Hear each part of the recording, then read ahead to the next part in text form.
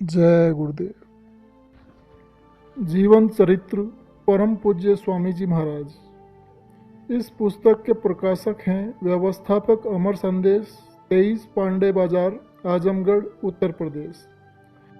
इस पुस्तक में परम पूज्य स्वामी जी महाराज द्वारा विपिन बिहारी श्रीवास्तव उर्फ शंभू जी को बतलाई गई घटनाएं और परम पूज्य स्वामी जी महाराज के कर कमलों द्वारा लिखी गई और उनके मुखारबिंद से प्रेमियों को एवं सत्संग में बतलाई गई घटनाओं का समावेश किया गया है। जय गुरुदेव। परिवार का वर्णन। मेरे पिताजी बहुत बड़े जमींदार थे। मेरे गांव में कभी पुलिस नहीं आई। आसपास के दूर तक के गांव में कभी कोई झगड़ा होता था तो मामला पिताजी के पास फैसले के लिए आता था और लोग फैसले से संतुष्ट होकर जाते थे। सब लोग शाकाहारी थे। अगर कोई मुर्गी वगैरह की हवा भी लग जाए तो हम लोगों को नहलाया जाता था। पिताजी की खुराक ज़्यादा थी। वे 1 सेर नाश्ता करते थे तथा 5 सेर एक समय भोजन करते थे। हम लोग 2 भाई और 3 बहन थे। भाई हमसे 20 वर्ष बड़े थे। 3 बहनें बीच में थी। मैं सबसे छोटा था। पिताजी की खुराक ज़्यादा थी।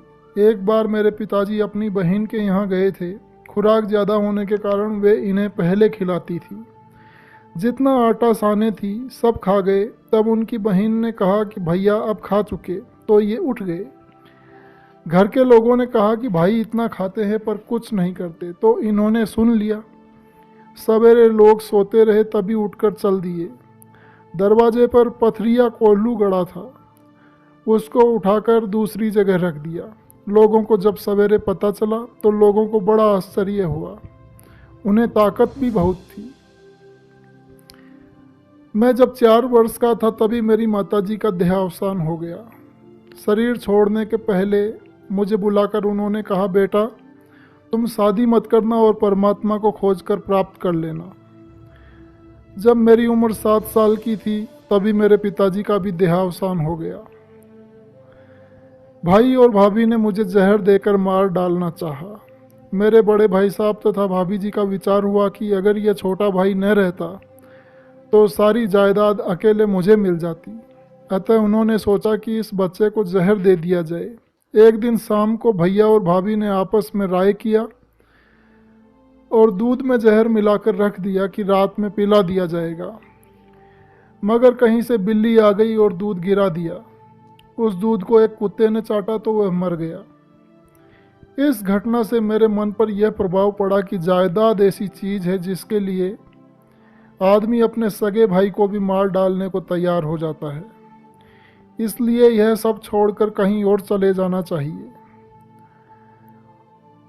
दोबारा जहर देने की कोशिश की। जहर देने की बात गांव वालों को भी पता चल गई थी। कुछ दिनों बाद एक बार फिर बड़े भाई ने जहर देने का प्रयास किया, किंतु इस बार पड़ोसी को मालूम हो गया तो पड़ोसी ने बहकाकर अपने घर में सुला लिया। सुबह घर गए तो बड़ी मार पड़ी।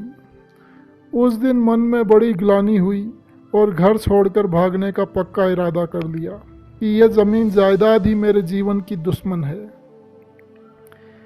अतः एक दिन घर छोड़कर 2 मील दूर रेलवे स्टेशन पर भाग कर गए कि ट्रेन पकड़कर कहीं चले जाएंगे।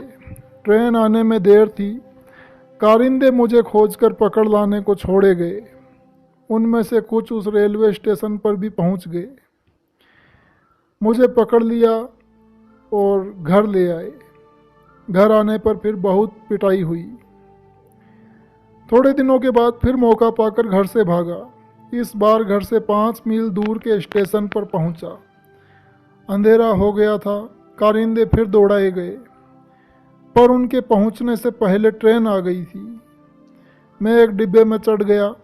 ट्रेन चल दी तो देखा कि कारिंदे पहुंच रहे थे। ट्रेन के कुछ दूर जाने के बाद टीटीई आया। टिकट मांगा तो कहा नहीं है। पूछा कहाँ जाओगे तो कहा कि जहाँ चले जाए। टीटीई जिसका नाम गोवर्धन दास था पूरा डिब्बा चेक कर खाली हुआ तो फिर मेरे पास आया। पूछा कि घर से भाग रहे हो? कहा हाँ। पूछा क्यों भाग रहे हो?